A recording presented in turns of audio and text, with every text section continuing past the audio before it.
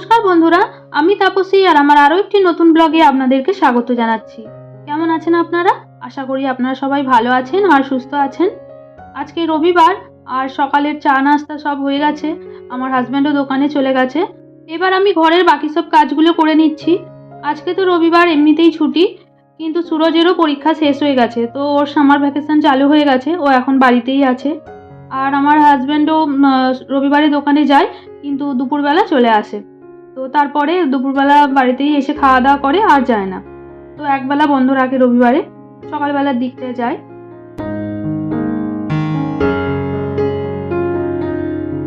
আমাদের সারা সপ্তাহে যা কাঁচা সবজি লাগে রবিবারে একবারেই আমার হাজব্যান্ড বাজার করে নিয়ে আসে। তারপরে যদি সপ্তাহের মাঝখানে কোনো কিছু দরকার হয় তো তখন সেটা নিয়ে আসা হয়। আর সকালবেলাই বাজার করে নিয়ে এসেছিল, কিন্তু ফ্রিজটা সকালবেলা বন্ধ করে দিয়েছিলাম। সারা সপ্তাহ চলে বলে রবিবারে সকালবেলাই বন্ধ করে দেওয়া হয়। তো সকাল থেকে কিছুক্ষণ বন্ধ করা থাকে, তো বরফ জমে থাকলে সেটা গলে যায়, পরিষ্কার করে নিয়ে তারপরে আবার সবজিগুলো ভরে দিই। এবার দুপুরবেলা সব কাজ সেরে স্নান করে আমার রান্নাও হয়ে গেছে। তো আমার হাজব্যান্ড দোকান থেকে এসে গেছে, তো এখন আমি আর আমার হাজব্যান্ড খেতে বসেছি। আর বাবুকে আগেই খেতে দিয়ে দিয়েছিলাম, ওর খাওয়া হয়ে গেছে, এই যে ও ওপরে বসে রয়েছে। আজকে রান্না করেছি মাছের মাথা দিয়ে পুঁইশাক চচ্চড়ি আর মাছের ঝাল। আর আমার হাজব্যান্ড দই নিয়ে এসেছিল। তো খাওয়া দাওয়ার পরে কতগুলো বাসন ছিল সেগুলোও মেজে ধুয়ে পরিষ্কার করে ফেলেছে। এবার শান্তিতে বসে ছাঁচ খাবো। গরমের দিনে ছাঁচ খাওয়ার মজাটাই আলাদা, আর দুপুরবেলা খাওয়ার পরে যদি হয় তো আরোই মজা। আমাদের এখানে এরকম ছোট ছোট ছাঁচের প্যাকেট পাওয়া যায়, এর মধ্যেই মশলা দেয়া থাকে। আর 1 গ্লাসের মতন হয়, ছোট কাঁচের গ্লাসগুলোতে ঢাললে পুরো 1 ভর্তি হয়। ছাঁচটা খেতে খেতে মনে পড়ে গেল সকালে তরমুজ নিয়ে এসেছিল, তো সেই জন্য ভাবলাম এখনই কেটে রেখে দিই। এখন কেটে রেখে দিলে ফ্রিজেতে বিকেলবেলা খেতে ভালো লাগবে, বেশ ঠান্ডা ঠান্ডা। তো সেই জন্য এখন আবার এটা কেটে রাখছি। তরমুজটা দেখুন বেশ লাল আছে।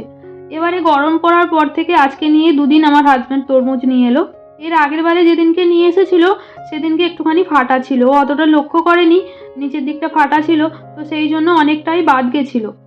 আর আজকে যে তরমুজটা নিয়ে এসেছে এটা ভালো আছে। এটা এইখানটা একটুখানি সাদা রয়েছে, কিন্তু আমি একটুখানি খেয়ে দেখলাম, খুব সুন্দর, এত মিষ্টি। তো এবারে তরমুজটা খুবই ভালো। তো দানাগুলো এইভাবে সব বার করে নিচ্ছি, নাহলে এই তরমুজ খাবার সময় মুখে দানা পড়লে বড্ড অসুবিধা হয়। তো সেই জন্য পুরো ভালোভাবে পরিষ্কার করে কেটে রেখে দিচ্ছি, আর খাওয়ার সময় তাহলে বেশ ভালো লাগবে, তখন আর খোলাগুলো ফেলতে হবে না। তো এরকম ছোট ছোট করে কিউব করে কেটে রেখে দিচ্ছি। এরকমভাবে কাটলে আমার ছেলে হাজব্যান্ড দুজনেই এরকমভাবে কেটে রাখলে খেতে পছন্দ করে।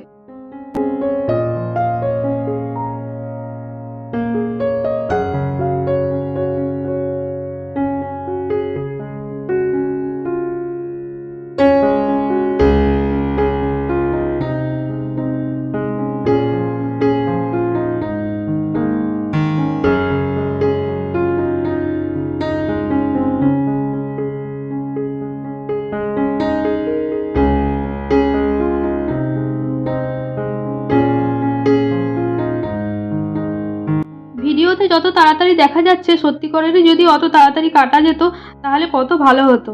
এই দানাগুলো সব বার করে করে কাটতে বেশ অনেকক্ষণ সময় লেগেছে আমার। তো যাই হোক, সব তরমুজটা কাটা হয়ে গেছে, এবার ফ্রিজে রেখে দিলাম। আর এবার এখানটা পরিষ্কার করে নিচ্ছি।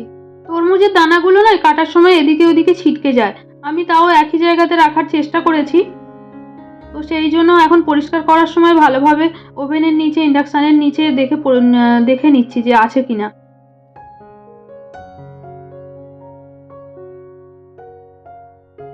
তাহলে আজকের ভিডিওটা এখানেই শেষ করছি। আবার দেখা হবে একটা নতুন ভিডিওতে। ততক্ষণ আপনারা ভালো থাকবেন, সুস্থ থাকবেন আর আনন্দে থাকবেন। আবার দেখা হবে একটা নতুন ব্লগে। ততক্ষণের জন্য বাই বাই।